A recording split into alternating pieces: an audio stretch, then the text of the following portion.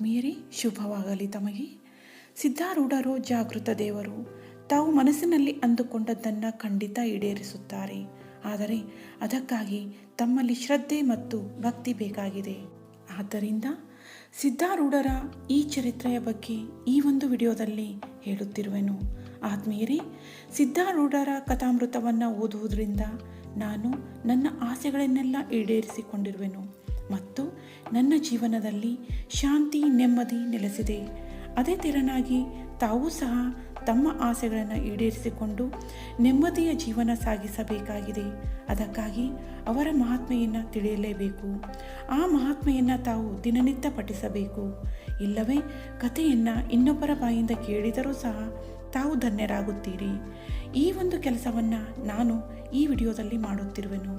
ತಾವು ಕೆಲಸ ಮಾಡುವಾಗಲೂ ಸಹ ಈ ವಿಡಿಯೋವನ್ನು ಕೇಳುತ್ತಾ ಹೋದರೆ ತಾವು ಮಾಡುವ ಕೆಲಸದ ಜೊತೆಗೆ ದೇವರ ಧ್ಯಾನ ಮಾಡಿದ ಹಾಗೆ ಆಗುತ್ತದೆ.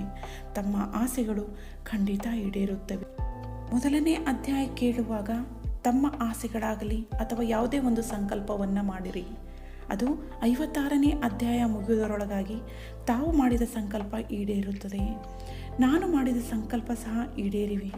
ಹಾಗೆಯೇ ತಮ್ಮ ಸಂಕಲ್ಪ ಸಹ ಈಡೇರುತ್ತದೆ ಅನ್ನುವ ಭರವಸೆ ನನಗಿದೆ. ಹಾಗಾದರೆ ದಿನಂಪ್ರತಿ ಒಂದೊಂದು ಅಧ್ಯಾಯಗಳನ್ನು ಕೇಳುತ್ತಾ ಹೋಗೋಣ. ಗ್ರಂಥ ಮಹಾತ್ಮೆ.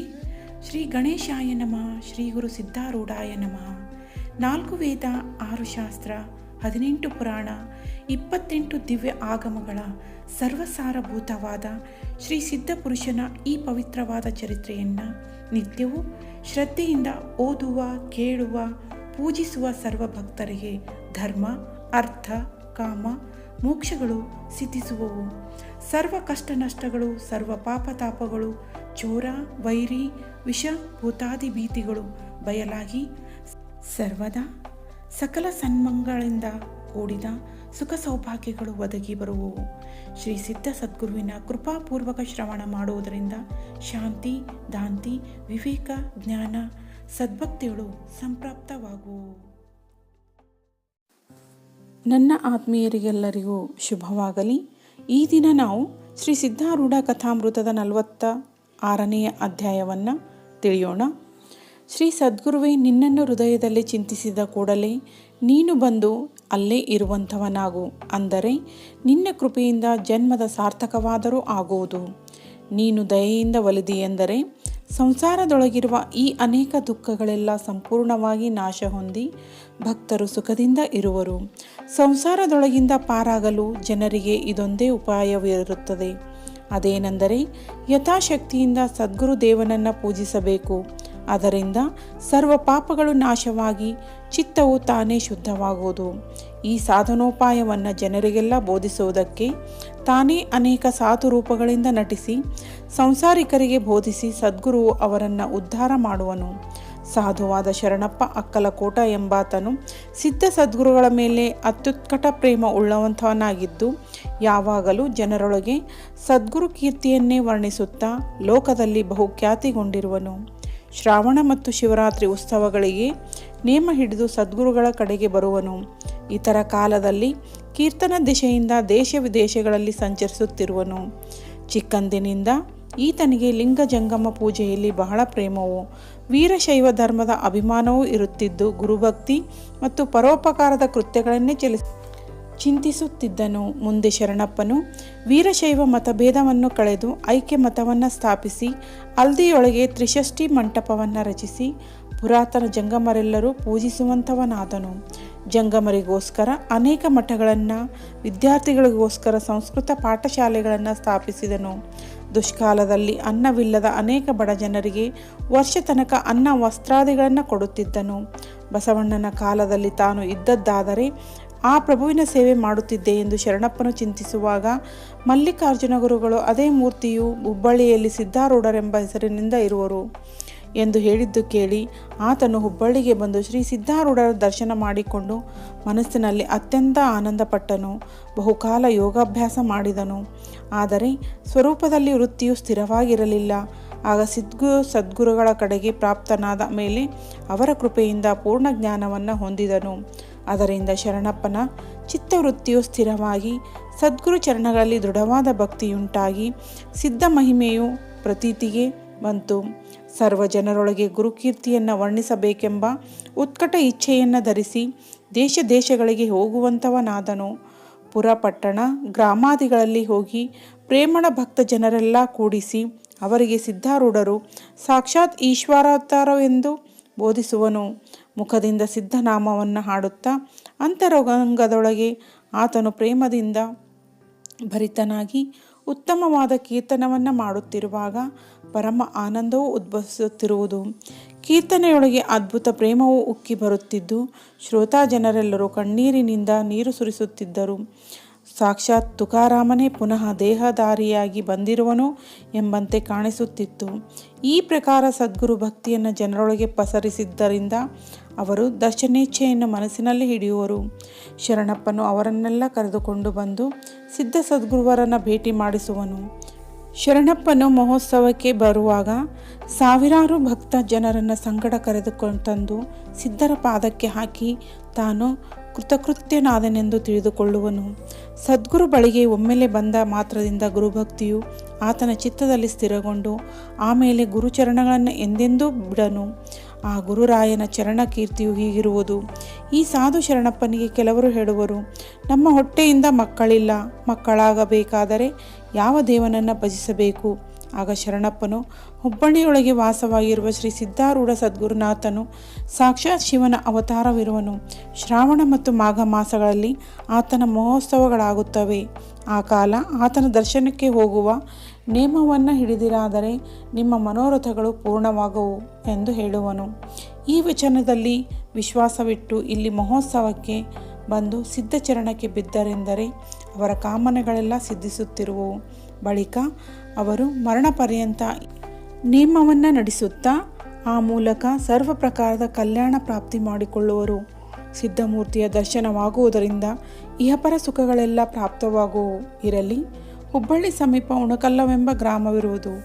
ಆ ಗ್ರಾಮದ ಭಕ್ತರೆಲ್ಲ ಕೂಡಿ ಶರಣಪ್ಪನ ಬಳಿಗೆ ಬಂದು, ಹೇ ಶಿವಭಕ್ತ ಶರಣಪ್ಪ ಸ್ವಾಮಿಗಳೇ, ನೀವು ನಮ್ಮ ಮೇಲೆ ಕೃಪೆ ಮಾಡಿ ನಮ್ಮ ಗ್ರಾಮಕ್ಕೆ ಬಂದು 1 ಮಾಸ ಪರ್ಯಂತ ಕೀರ್ತನ ಮಾಡಿದ್ದಾದರೆ ಅದರಿಂದ ನಾವು ಕೃತಕೃತ್ಯರಾಗುವೆವು ಎಂದು ಪ್ರಾರ್ಥಿಸಿದ್ದನ್ನು ಕೇಳಿ ಶರಣಪ್ಪನು, ನಿಮ್ಮ ಗ್ರಾಮಕ್ಕೆ ಬಂದು ನಾನು ಕೀರ್ತನ ಮಾಡುವೆನು. ಆದರೆ ನನ್ನದೊಂದು ಮನೋರಥವನ್ನು ನೀವೆಲ್ಲರೂ ಕೂಡಿ ಪೂರ್ಣ ಮಾಡಬೇಕು. ಅದು ಈ ಪ್ರಕಾರವದೆ. ಶ್ರಾವಣ ಮಾಸದಲ್ಲಿ ಒಂದು ಸೋಮವಾರ ದಿನ ಗಾಡಿಗಳಲ್ಲಿ ಅನ್ನವನ್ನು ಹೇರಿಕೊಂಡು ನೀವೆಲ್ಲರೂ ಭಜನೆ ಮಾಡುತ್ತಾ ಸಿದ್ಧಾರೂಢರ ಸನ್ನಿಧಿಗೆ ಬಂದು ಅದನ್ನು ಅವರಿಗೆ ಅರ್ಪಿಸತಕ್ಕದ್ದು. ಇಂಥ ಸೇವೆಯನ್ನು ನೀವು ಮಾಡಿರುವಿರಾದರೆ ನಾನು ನಿಮ್ಮಲ್ಲಿ ಬಂದು ಕೀರ್ತನೆ ಮಾಡುವೆನು ಎಂದು ಹೇಳಿದ್ದು ಕೇಳಿ ಆ ಗ್ರಾಮದವರೆಲ್ಲ ಸಂತೋಷಭರಿತರಾಗಿ, ನಿಮ್ಮ ಸಂಗತಿಯಿಂದ ನಾವು ಧನ್ಯರಾಗುವೆವು ಎಂದು ಅಂದರು. ಶರಣಪ್ಪನ ಇಚ್ಛೆ ಇದ್ದಂತೆ ನಡೆಸುತ್ತೇವೆಂದು ಅವರು ವಚನ ಕೊಟ್ಟರು. ತರುವಾಯ ಆತನು ಉಣಕಲ್ಲಿಗೆ ಹೋಗಿ ಸಹಸ್ರಾವಧಿ ಜನರು ಕುಳಿತಿರುವಲ್ಲಿ ಕೀರ್ತನೆ ಮಾಡುತ್ತಿದ್ದನು. ಕೀರ್ತನೆಯಲ್ಲಿ ಅದ್ಭುತ ಪ್ರೇಮವು ಉತ್ಪನ್ನವಾಗುತ್ತಿತ್ತು. ಆ ಸದ್ಭಕ್ತರು ಸಿದ್ಧ ಸದ್ಗುರುವಿನ ಕೀರ್ತಿಯನ್ನು ಶರಣಪ್ಪನ ಮುಖದಿಂದ ಕೇಳಿ ಸಿದ್ಧನಾಮವನ್ನು ಗದಿಸುತ್ತಿದ್ದರು. ಕೀರ್ತನ ಕೇಳಿದಾಕ್ಷಣ ತಲ್ಲೀನರಾಗಿ ಸರ್ವರಿಗೆ ದೇಹದ ವಿಸ್ಮೃತಿಯಾಗುತ್ತಿತ್ತು. ಭೂತಬಾಧೆಯಿಂದ ಪೀಡಿತರಾಗಿರುವರು 2 ಕೀರ್ತನ ಶ್ರವಣಕ್ಕೆ ಬಂದು ಕುಳಿತಿದ್ದರು. ಸಿದ್ಧನಾಮದ ಘೋಷವು ಕೇಳಿದ ಕೂಡಲೇ ಅವರಿಗೆ ಹಿಡಿದ ಭೂತಗಳು ಶಂಖಧ್ವನಿ ಮಾಡುತ್ತಾ ಓಡಿ ಹೋದವು. ಇದನ್ನು ನೋಡಿ ಎಲ್ಲರೂ ಆನಂದಪಟ್ಟು ಈತನ ಸಂಗತಿಯಿಂದ ವಿಶೇಷ ಲಾಭವಿದೆ ಅಂದರು. ಆಮೇಲೆ ಶರಣಪ್ಪನು ಉತ್ಸವ ಕಾರ್ಯ ಆರಂಭಿಸಲಿಕ್ಕೆ ಹೇಳಿದನು. ಸಾವಿರಗಟ್ಟಲೆ ಭಜನೆ ಮಾಡುವ ಜನರು ಪ್ರತಿಯೊಬ್ಬರ ಕೈಯಲ್ಲಿ ತಾಳ ಹಿಡಿದು ಬಾರಿಸುತ್ತಾ ಮುಖದಿಂದ ನಾಮವನ್ನು ಗರ್ಜಿಸುತ್ತಾ ಬಹುಪ್ರೇಮದಿಂದ ಗ್ರಾಮದ ಹೊರಗೆ ಹೊರಟು ಬಂದರು. ಇವರ ಹಿಂದೆ ಸಹಸ್ರಾವಧಿ ಸಾಲಂಕೃತ ಸುವಾಸಿನಿ ಸ್ತ್ರೀಯರು ಪ್ರತಿಯೊಬ್ಬಳ ಕೈಯಲ್ಲಿ ಪಂಚಾರತಿಯನ್ನು ಎತ್ತಿಕೊಂಡು ಸುಸ್ವರದಿಂದ ಸದ್ಗುರುರಾಯನ ಆರತಿಯನ್ನು ಹಾಡುತ್ತಾ ಹೊರಟರು. ಈ ಸ್ತ್ರೀಯರ ಹಿಂಭಾಗದಲ್ಲಿ ನವಪಲ್ಲವಗಳಿಂದ ಅಲಂಕರಿಸಲ್ಪಟ್ಟ ಮತ್ತು ಶಾಖ ಸೂಪಾದಿ ನಾನಾ ಥರದ ಉತ್ತಮ ಅನ್ನಗಳನ್ನು ಹೇರಿದಂಥ 60 ಚಕ್ಕಡಿಗಳು ಹೊರಟವು. ಅನೇಕ ವಾದ್ಯಗಳು ಘೋಷಗಳಿಂದಲೂ ನಾಮದ ಗರ್ಜನೆಯಿಂದಲೂ ಅಂತರಿಕ್ಷವು ಧುಮಧುಮಿಸಿತು. ಉಣಕಲ್ಲಿನಿಂದ ಸಿದ್ಧಾಶ್ರಮ ಪರ್ಯಂತ ಒಂದು ಅರಹದಾರಿ ಉದ್ದ ರಸ್ತೆಯ ಮೇಲೆ ಜನರು ಸಿದ್ಧನಾಮದ ಭಜನೆ ಘೋಷ ಮಾಡುತ್ತಾ ನಡೆಯುತ್ತಿದ್ದರು. ಬರುವ ಭಕ್ತ ಜನರಿಗೆ ಭೇಟಿ ಕೊಡುವುದಕ್ಕೋಸ್ಕರ ಸಿದ್ಧನಾಥರು ಸಿದ್ಧಾಶ್ರಮದಲ್ಲಿ ಕುಳಿತಿದ್ದರು. ಒಂದು ಪ್ರಹಾರ ಪರ್ಯಂತ ಜನರು ಬರುತ್ತಾ ಇದ್ದರು. ಮಧ್ಯಾಹ್ನ ಕಾಲವಾದ ಕೂಡಲೇ ಕೆರೆಯ ದಂಡೆ ಮೇಲೆ ಪತ್ರಾವಳಿ ಇಟ್ಟು 10,000 ಮಂದಿ ಊಟಕ್ಕೆ ಕುಳಿತರು. ಪಕ್ವಾನ್ನಗಳನ್ನು ನೀಡಲಿಕ್ಕೆ ಆರಂಭಿಸಿದರು. ನಾಮ ಉಚ್ಚಾರ ಮಾಡುತ್ತಾ ಸರ್ವರು ಊಟ ಮಾಡುತ್ತಿರುವಾಗ ಸದ್ಗುರುನಾಥನು ಉಚ್ಚ ಸ್ಥಾನದಲ್ಲಿ ಕುಳಿತುಕೊಂಡು ನೋಡುತ್ತಿದ್ದನು. ಭಕ್ತರ ಸುಖದಿಂದಲೇ ಸುಖಿಸುವಂಥ ಈತನಿಗೆ ಭೋಜನ ಮಾಡುತ್ತಿರುವ ಈ ಜನ ಸಮುದಾಯವನ್ನು ನೋಡಿ ಆನಂದವು ಉಕ್ಕಿ ಬರುತ್ತಿತ್ತು. ಈ ಪ್ರಕಾರ 10,000 ಪಂಕ್ತಿಗಳು ಕೆರೆ ದಂಡೆ ಮೇಲೆ 6 ಸರ್ತಿಯಾಗಿ ಒಟ್ಟಿಗೆ 60,000 ಜನರು ಉಣ್ಣುವಂಥವರಾದರು. ಶರಣಪ್ಪನಿಗಾದರೂ ಬಹಳ ಆನಂದವಾಯಿತು. ಸರ್ವರ ಭೋಜನವಾದ ನಂತರ ಶರಣಪ್ಪನು ಸಿದ್ಧ ಸದ್ಗುರುಗಳ ಮುಂದೆ ಕೀರ್ತನೆಗೆ ನಿಂತು 2 ತಾಸು ತನಕ ಆ ಮಹಾಸಭೆಗೆ ಸದ್ಗುರು ಕೀರ್ತಿಯನ್ನು ವರ್ಣಿಸಿದನು.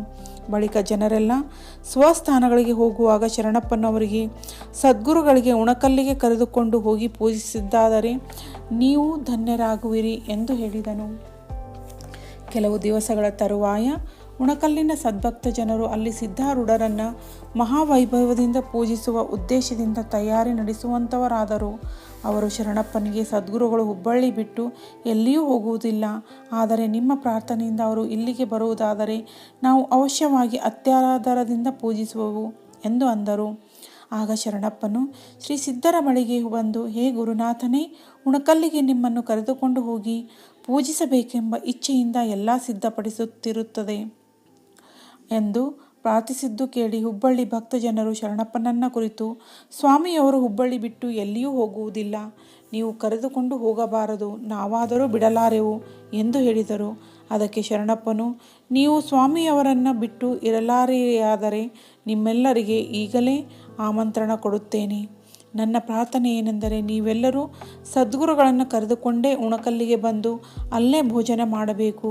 ಭೋಜನವಾದ ನಂತರ ಅತಿ ಉತ್ತಮವಾದ ಮಂಟಪ ಪೂಜೆಯನ್ನು ನೋಡಿ ಎಲ್ಲರೂ ಕೂಡಿ ಪುನಃ ಸಿದ್ಧಾಶ್ರಮಕ್ಕೆ ಸದ್ಗುರುಗಳನ್ನು ಮುಟ್ಟಿಸಿರಿ ಎಂದು ನಮ್ರಭಾವದಿಂದ ಮಾಡಿದ ಭಾಷಣವನ್ನು ಕೇಳಿ ಸರ್ವಭಕ್ತರು ಸಂತೋಷಪಟ್ಟರು. ಸದ್ಗುರು ಮಹಾರಾಜರಾದರೂ ಶರಣಪ್ಪನಿಗೆ ನಿನ್ನ ಇಚ್ಛೆಯನ್ನು ಪೂರ್ಣ ಮಾಡಿಕೊ ಎಂದು ವಚನವನ್ನಿತ್ತರು.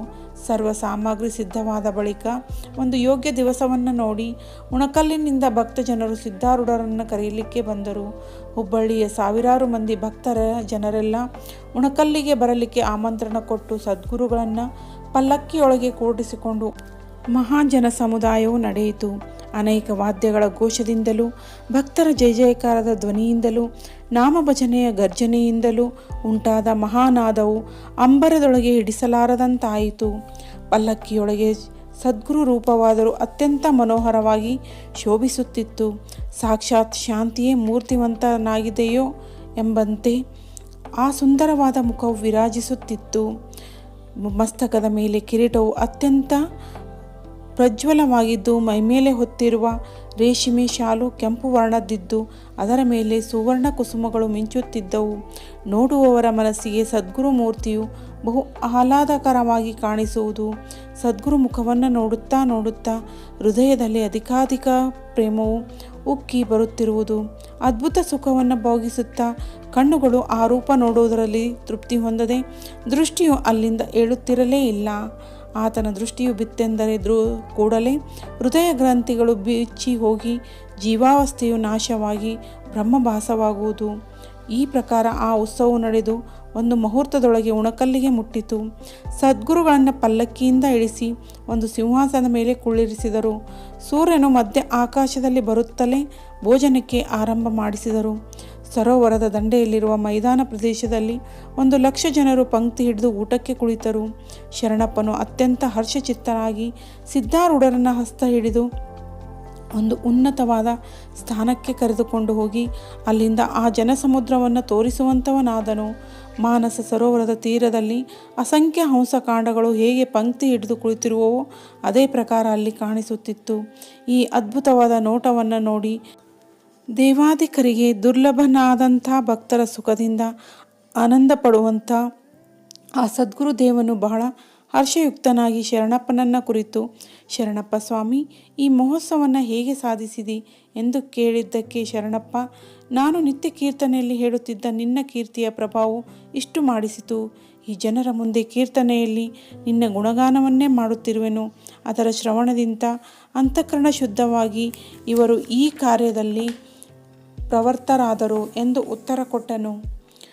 ಈ ಭೋಜನವು ಸಮಾರಂಭವು ತೀರಿದ ಬಳಿಕ ಸದ್ಗುರುನಾಥರನ್ನು ಮಂಟಪದಲ್ಲಿ ಕುಳ್ಳಿರಿಸಿ ಮಹಾವೈಭವದಿಂದ ಪೂಜಿಸುವಂಥವರಾದರು. ಆಗಿನ ಆನಂದವು ಅವರ್ಣೀಯವಾಯಿತು.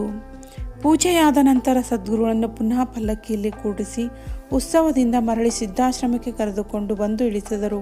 ಈ ಪ್ರಕಾರ ಲೋಕೋದ್ಧಾರ್ಥವಾಗಿದ್ದಂಥ ಶರಣಪ್ಪನ ಸರ್ವ ಪ್ರಯತ್ನಗಳನ್ನೆಲ್ಲ ಸದ್ಗುರುನಾಥನು ಸಿದ್ಧಿಗೆ ಮುಟ್ಟಿಸುವನು. ಒಮ್ಮೆ ಶ್ರಾವಣ ಮಾಸದಲ್ಲಿ ಶರಣಪ್ಪನು ಹುಬ್ಬಳ್ಳಿಗೆ ಬರುವ ಉದ್ದೇಶದಿಂದ ಗೋಕಾಕದಿಂದ ಹೊರಟು ಬರುವಾಗ ದಾರಿಯಲ್ಲಿ ಘಟಪ್ರಭಾ ನದಿಗೆ ಪ್ರವಾಹ ಬಂದು ಹರಿಯುತ್ತಿತ್ತು. ಆ ದಿನ ಸದ್ಗುರು ದರ್ಶನ ಪಡೆದುಕೊಳ್ಳದ ವಿನಃ ಅನ್ನವನ್ನು ಸೇವಿಸಲಿಕ್ಕಿಲ್ಲವೆಂದು ಶರಣಪ್ಪನು ದಂಡೆಯ ಮೇಲೆ ನಿಂತುಕೊಂಡನು. ಅಲ್ಲಿರುತ್ತಿದ್ದ ಒಂದು ದೋಣಿಯು ಪ್ರವಾಹದ ಕೂಡ ಹೋಗಿತ್ತು. ಪರತೀರಕ್ಕೆ ದಾಟಿ ಹೋಗತಕ್ಕ ಬಹಳ ಜನರು ಬಂದು ನಿರುಪರಾಯರಾಗಿ ನಿಂತು ಬಿಟ್ಟರು. ಕೆಲ ಹೊತ್ತು ನಿಂತುಕೊಂಡು ಕಡೆಗೆ ಅವರೆಲ್ಲ ತಿರುಗಿ ಹೋದರು. ಆದರೆ ಶರಣಪ್ಪನು ಸದ್ಗುರು ನಾಮವನ್ನು ಗರ್ಜಿಸುತ್ತಾ ದಂಡೆಯ ಮೇಲೆ ನಿಂತನು. ಅವನನ್ನು ಕುರಿತು ಆ ಜನರು, ಇಲ್ಲಿ ವ್ಯರ್ಥವಾಗಿ ಏಕೆ ನಿಂತಿರುವೆ? ನದಿ ನೀರು ಇಳಿದ ಮೇಲೆ ನಾಳೆ ಹೋಗೋಣ ಬಾ, ಈಗ ತಿರುಗಿ ಹೋಗುವ ಅಂದರು. ಅದಕ್ಕೆ ಶರಣಪ್ಪನು, ಸದ್ಗುರುವಿಗೆ ಭೇಟಿಯಾಗದ ವಿನಃ ನಾನು ಅನ್ನವನ್ನು ಸೇವಿಸಲಿಕ್ಕಿಲ್ಲ ಎಂದು ಅಂದದ್ದು ಕೇಳಿ ಅವನನ್ನು ಬಿಟ್ಟು ಅವರೆಲ್ಲರೂ ಹೋದರು. ಅಷ್ಟರಲ್ಲಿ ಸೂರ್ಯಾಸ್ತವಾಗಿ ಸರ್ವತ್ರ ಅಂಧಕಾರವು ವ್ಯಾಪಿಸಿತು. ಶರಣಪ್ಪನಾದರೂ ಅಲ್ಲೇ ನಿಂತು ಸದ್ಗುರುನಾಥನಿಗೆ ಪ್ರಾರ್ಥಿಸುತ್ತಾ, ಹೇ ಸದ್ಗುರು ದಯಾಳನೇ, ನೀನು ಈ ಸಮಯದಲ್ಲಿ ಬಂದಿಲ್ಲವಾದರೆ ನಿನ್ನ ಉತ್ಸವ ಕಾಲದಲ್ಲಿ ನಾನು ಕೀರ್ತನೆ ಮಾಡುವ ನೇಮವು ತಪ್ಪುವುದು. ಭವನದಿಯೊಳಗಿಂದ ಭಕ್ತರನ್ನು ತಾರಣ ಮಾಡುವಂಥ ನಿನಗೆ ಈ ಕ್ಷುಲ್ಲಕವಾದ ನದಿಯನ್ನು ದಾಟಿಸುವುದಕ್ಕೆ ಚಿಂತೆ ಏಕೆ? ನನ್ನನ್ನು ತಾರಿಸುವುದಕ್ಕೆ ವೇಗದಿಂದ ಬಂದು ನಿನ್ನ ಪೂಜೆಗೆ ಕರೆದುಕೊಂಡು ಹೋಗು.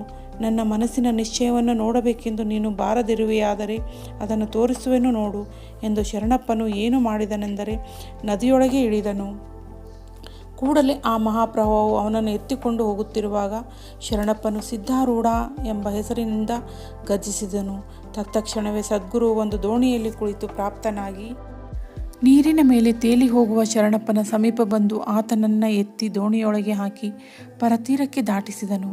ಆ ದಂಡೆಗೆ ಇಳಿಸಿದ ಕೂಡಲೇ ಶರಣಪ್ಪನು ಸಾವಧಾನವಾಗಿ ನೋಡುವಾಗ ಯಾರನ್ನೂ ಕಾಣಲಿಲ್ಲ. ಆತನು ಗದ್ಗದಿತನಾಗಿ, ಕೈವಾರಿಯಾದ ಸದ್ಗುರುವೇ, ನೀನೇ ಬಂದು ನನ್ನನ್ನು ದಾಟಿಸಿದಿ, ಈಗ ಅದೃಶ್ಯನಾಗಿ ಹೋಗಿರುತ್ತಿ ಎಂದು ಸ್ತುತಿಸಿದನು. ಹುಬ್ಬಳ್ಳಿಗೆ ಹೋಗಿ ಸದ್ಗುರುಗಳಿಗೆ ಭೇಟಿಯಾಗಿ ಪ್ರವಾಹದ ಕೂಡ ಹೋಗುತ್ತಿರುವಾಗ ನಡೆದ ವೃತ್ತಾಂತವನ್ನೆಲ್ಲ ನಿವೇದಿಸಿದನು. ಅದನ್ನು ಕೇಳಿ ಶ್ರೀಗಳು, ಜೀವನು ಮೋಹವೆಂಬ ಪ್ರವಾಹದಲ್ಲಿ ಹೋಗುವಾಗ ಆತನನ್ನು ರಕ್ಷಿಸುವವರು ಒಬ್ಬ ಸದ್ಗುರು ಹೊರತು ಮತ್ಯಾರೂ ಇಲ್ಲ ಅಂದರು.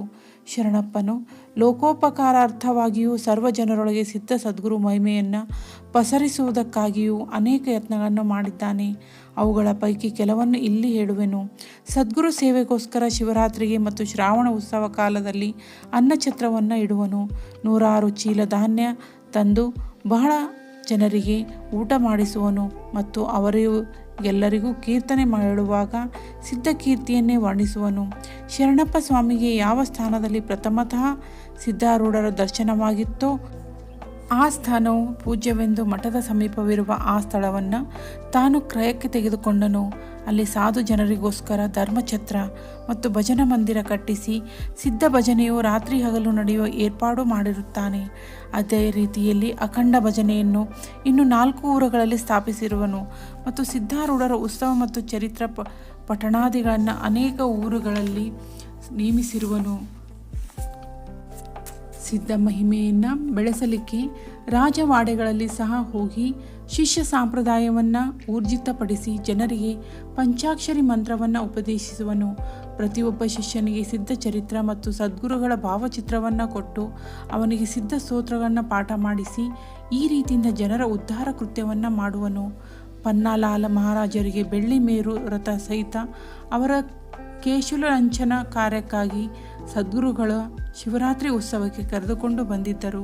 ಎಡಳ್ಳಿ ಮತ್ತು ಚಿಮ್ಮಡ ಮಹಾರಾಜರುಗಳಿಗೆ ಮತ್ತು ಇತರ ಅನೇಕ ಸತ್ಪುರುಷರಿಗೆ ಸಿದ್ಧಾರೂಢರ ಭೇಟಿ ಮಾಡಿಸಲಿಕ್ಕೆ ಕರೆದುಕೊಂಡು ಬಂದು ಶರಣಪ್ಪನು ತಾನು ಸುಖಪಡುತ್ತಿದ್ದನು. ಶಿವರಾತ್ರಿಯ ದಿನ ದಿವ್ಯ ರುದ್ರಾಕ್ಷಿ ಮಂಟಪದಲ್ಲಿ ಶ್ರೀ ಸದ್ಗುರು ಸಿದ್ಧಾರೂಢರನ್ನು ಕೂಡಿಸಿ ಬಹು ವೈಭವದಿಂದ ಮಹಾಪೂಜೆಯನ್ನು ಮಾಡುವನು. ಈ ಶರಣಪ್ಪ ಸ್ವಾಮಿಯು ಧನ್ಯನು ಸದಾ ಲೋಕೋದ್ಧಾರದಲ್ಲಿ ಚಿತ್ತವಿಟ್ಟು ಈ ಪೂರ್ಣಾನಂದ ಪರಮಾತ್ಮನಾಗಿರುವಂಥ ಸಿದ್ಧ ಸದ್ಗುರುವಿನ ಪ್ರೀತಿಯನ್ನು ಸಂಪಾದಿಸಿಕೊಂಡನು. ಈ ಸದ್ಗುರುವಿನ ನಾಮ ಉಚ್ಚರಿಸುವುದರಿಂದ ಆತನು ಕಾರ್ಯಗಳನ್ನು ಸಿದ್ಧಿಗೆ ಒಯ್ಯುವನು. ಅವನ ಚಿಂತನೆ ಮಾಡುವುದರಿಂದ ಭವಬಂಧನವನ್ನು ಬಿಡಿಸುವನು ಎಂಬಲ್ಲಿಯೇ ಶ್ರೀ ಸಿದ್ಧಾರೂಢ ಕಥಾಮೃತದೊಳು ಶ್ರವಣ ಮಾತ್ರದಿಂದ ಸರ್ವ ಪಾಪಗಳನ್ನು ಭಸ್ಮ ಮಾಡುವಂಥ ಅತಿ ಮಧುರವಾದ ಈ 46ನೇ ಅಧ್ಯಾಯವನ್ನು ಶಿವದಾಸನು ಶ್ರೀ ಸಿದ್ಧಾರೂಢ ಸದ್ಗುರುಗಳ ಚರಣಾರವಿಂದಗಳಲ್ಲಿ ಅರ್ಪಿಸಿರುವನು. ಆತ್ಮೀಯರೇ, ಮುಂದಿನ ವಿಡಿಯೋದಲ್ಲಿ ಶ್ರೀ ಸಿದ್ಧಾರೂಢ ಕಥಾಮೃತದ 47ನೇ ಅಧ್ಯಾಯವನ್ನು ತಿಳಿಯೋಣ. ಆ ಸಿದ್ಧಾರೂಢರು ತಮ್ಮ ಆಸೆ ಆಕಾಂಕ್ಷೆಗಳನ್ನೆಲ್ಲ ಈಡೇರಿಸಿ ಸುಖ, ನೆಮ್ಮದಿ, ಶಾಂತಿ, ಸಮೃದ್ಧಿಯನ್ನು ಕೊಡಲಿ ಎಂದು ಅವರಲ್ಲಿ ನಾನು ಪ್ರಾರ್ಥಿಸುತ್ತೇನೆ. ಧನ್ಯವಾದಗಳು.